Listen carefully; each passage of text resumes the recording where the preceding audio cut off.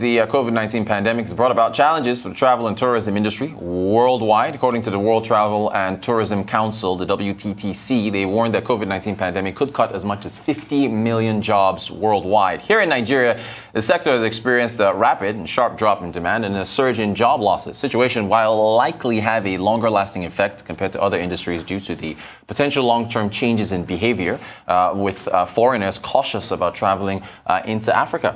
The CEO of Elastic Holdings, Mr. Chibuzo Onyema, joins me from our Abuja studio to discuss the COVID-19 impact on the tourism industry and ways that perhaps, if possible, domestic tourism can boost the sector.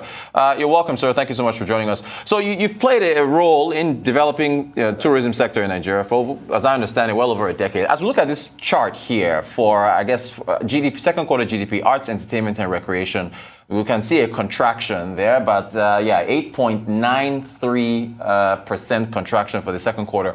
What's your assessment? And I believe tourism is lumped in here as far as recreation is concerned. But what's your assessment of the COVID-19 impact on tourism in Nigeria? Yeah, when you look at the situation in Nigeria as it is in other parts of the world, you will see that the problem that the coronavirus has caused in tourism sector is huge, and it's something that you don't require so much statistics or even intelligent evidence to begin to see the effects. That you have international airspace shut for so long, and you have hotels shut, and several other tourism enabling environment also short and distorted will tell you that the economy has been terribly impacted, because there are certain parts of the world that have nothing else except for tourism. And so when you have a situation where people won't be able to travel around and spend the money as they used to, stay in hotels, eat foods, use the cabs, fly in aircraft, and all of those corresponding factors, then you know that the economy has suffered tremendously. And that's also is our situation here in Nigeria, except of course that our economy is one that has learned to survive every hit that it suffers. Otherwise, we would be also perhaps now crying wolves. But to say that this has caused a lot of damage and the effect is enormous is just but to say a few. However, to recreate the tourism space, I have emphasized and continue to say that our concentration should no longer be on international tourism, but it has to be national domestic, national and domestic are the same. But I'm only saying we have to concentrate and look inwards to see how we can harness the potentials that God has naturally given to us in Nigeria here in terms of the tourism space. And what we have, very few countries of the world has. And I can assure you that if we put our concentration on developing the tourism space, we would bounce back even much better and have a fairer economy than ever before. Okay, great stuff. That sounds good. And speaking of looking inwards, you were at a virtual press conference and you were addressing, I guess, the Niger Delta region, Southeast, South governors, and you were saying that there's an initiative that they should back, and that initiative is it's called ENTER. I like that, ENTER, which is Eastern Nigeria Tourism Enterprise Resource, and their media publications talked about this. Can you give us some color as to what this is about and how this can boost the tourism sector in Nigeria on the domestic side?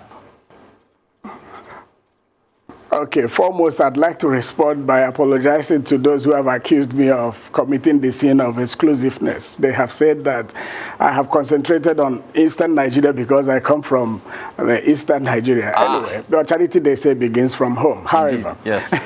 when ENTER was developed and I began to receive a lot of correspondences from tourism practitioners and stakeholders as such, what now came to my mind is that this can be broadened, and so what you have as Eastern Nigeria Tourism Enterprise Resource has been improved to become Elastic Nigeria Tourism Enterprise Resource. And what that tells you is that there is no end to what tourism can be in Nigeria. We have ample opportunity to develop and stretch our tourism space beyond what anyone can conceive readily. Now, coming back to what ENTER stands to achieve and how it will impact and enhance the economies of states, Having now said also that it can be applied in any state of Nigeria, because there is hardly any state of the Federation that does not have its own natural resources, its own strengths, its own peculiarities, cultures, traditions, food, people, that you can create tourism products around. It then means that each one of these states is viable to implement ENTER in their own very rights.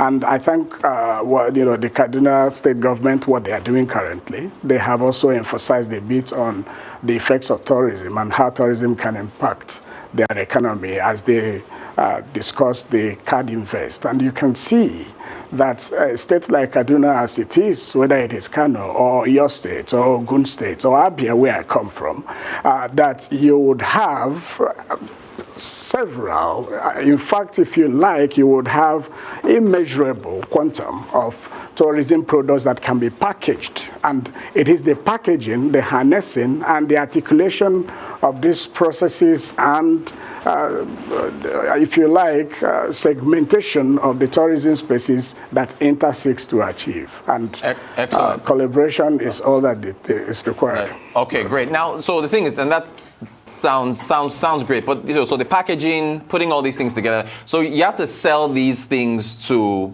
Nigerians, and if you're saying that international travel, or rather international tourism isn't viable because, of course, and I even said that in the intro to this segment, that the foreigners are wary of traveling into Africa. What about the disposable income of the average Nigerian?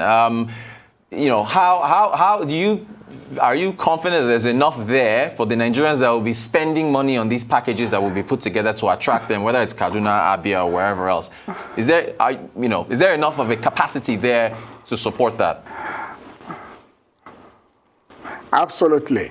You see, for somebody whose business is shutting down in Kwara State, for instance, you want to travel down east to Aba to see what other viable business you can get into. Remember also that as literature has joined, so do tourism have aspects and different, bearings. And so when you're talking about tourism, you're not just talking about going to sleep in hotels, wake up and eat food and just look around the place and come back. You're thinking about business. You're thinking about investments, you're thinking about looking for opportunities.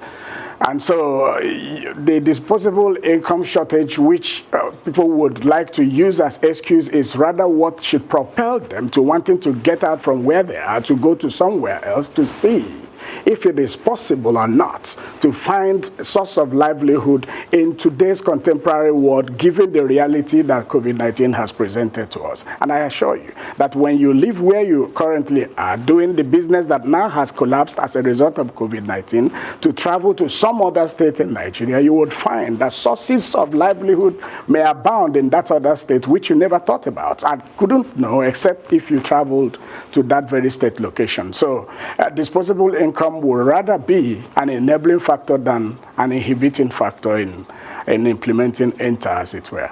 All right, Mr. Chibuzo Onyema, CEO of Elastic Holdings, thank you so much for your insights on how to boost the tourism sector in Nigeria on the domestic side. We appreciate you coming through to the Global Business Report.